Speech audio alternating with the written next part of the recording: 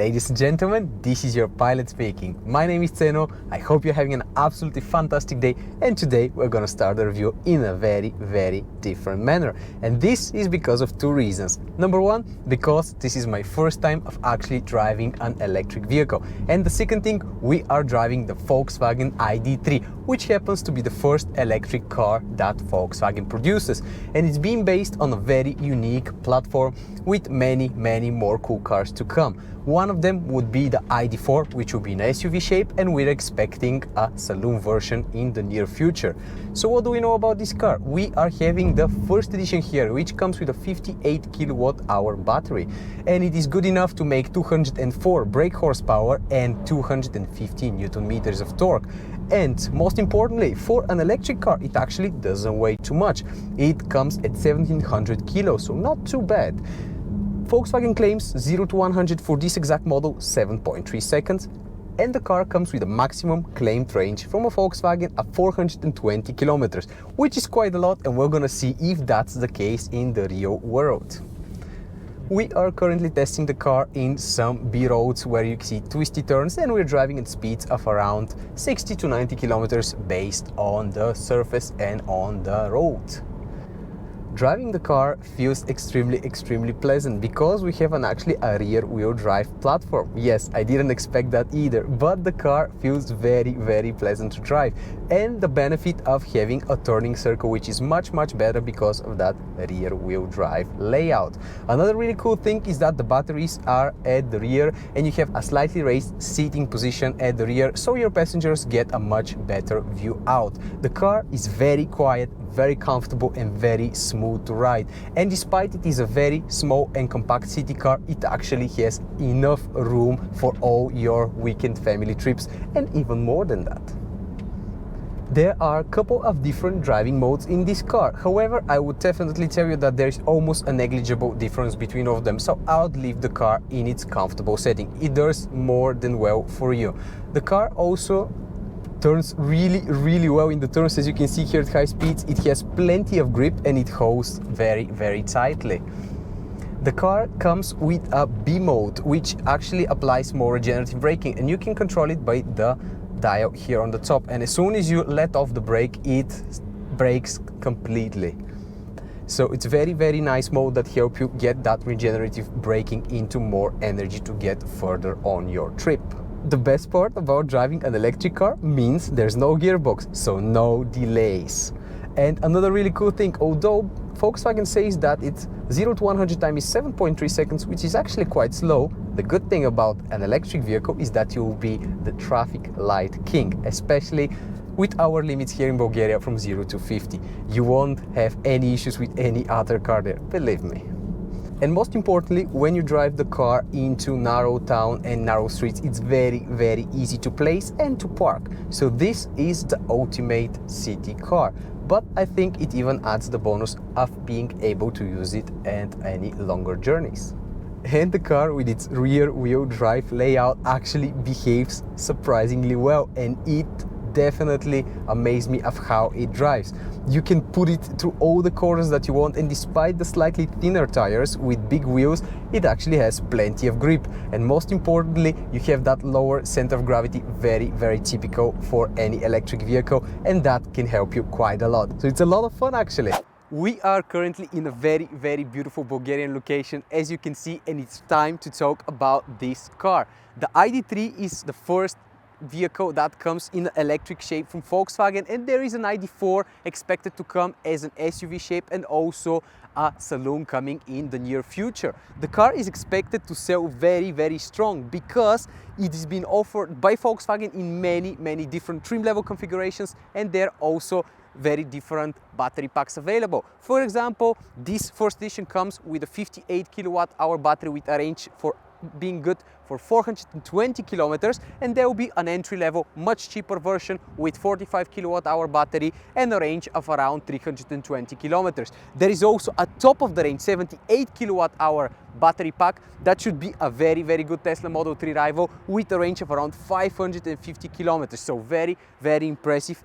This ID.3 also comes as a very similar shape to the standard and new Golf 8 from the brand. However, this is definitely the more stylish model, and it comes as standard across all models in two-tone paint scheme. One thing I'm not so sure about are the decals at the rear pillar, which look really cool at the moment. However, I'm not so sure how they're gonna last with regular maintenance washes. The car also comes with a very nice 8-year and 160,000 kilometers warranty. And something really nice is that you can charge the car with a 100 kilowatt rapid charger for around 30 minutes from 0 to 80% full. There is also another option with the wall charger that has been offered by Volkswagen with 11 kilowatts per hour, and you can charge the car from 0 to 80% full in around 6 hours. You can also leave the car overnight if you have the wall box at home to get it fully charged, so that's very handy.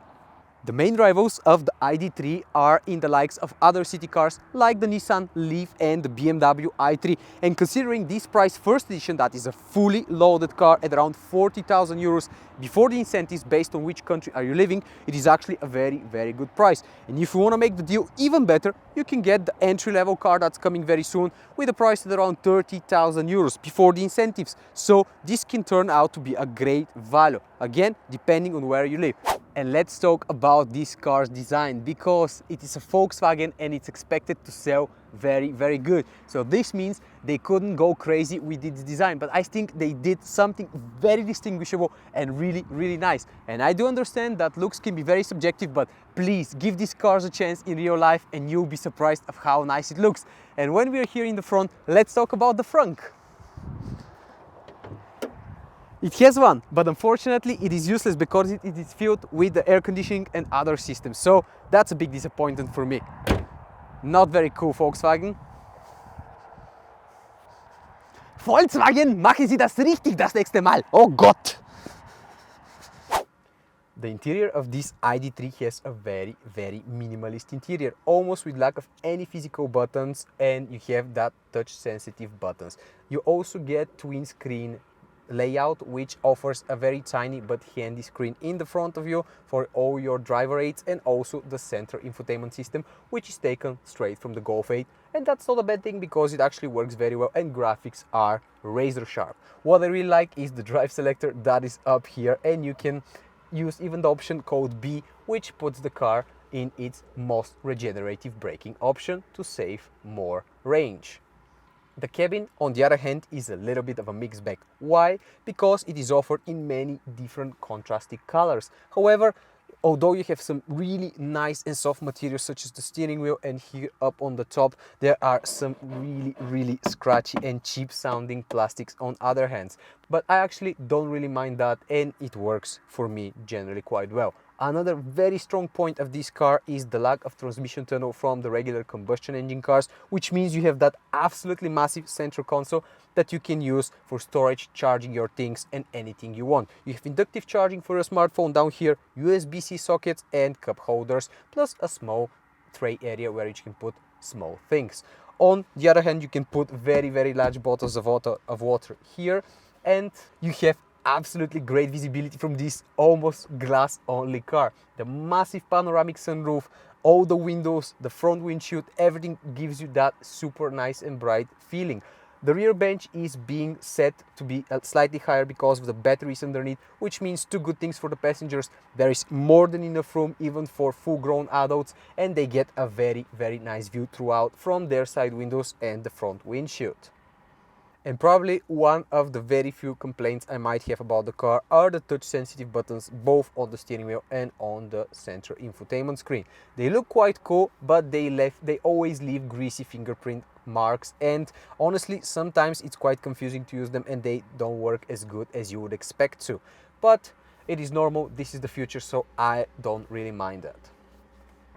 And talking about the boot, it's actually a very practical size. Of course, it is slightly smaller than the comparable Volkswagen Golf 8. However, you have underfloor storage where you can fit all your massive cables. And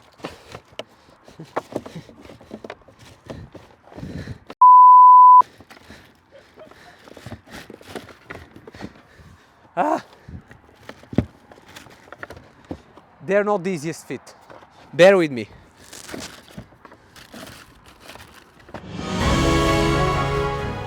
What do I think about the Volkswagen ID.3? Well, it's very, very simple. If you live in a country like Germany, the UK, or anywhere else that you have incentives for this car, there is no doubt. Go, test it and buy it, because it offers everything that you would expect, plus the added benefit of that rear wheel drive, which will make you enjoy some of the moments in this car. So it's a very, very capable all-around vehicle that deserves more attention. Plus, it has very, very cool looks.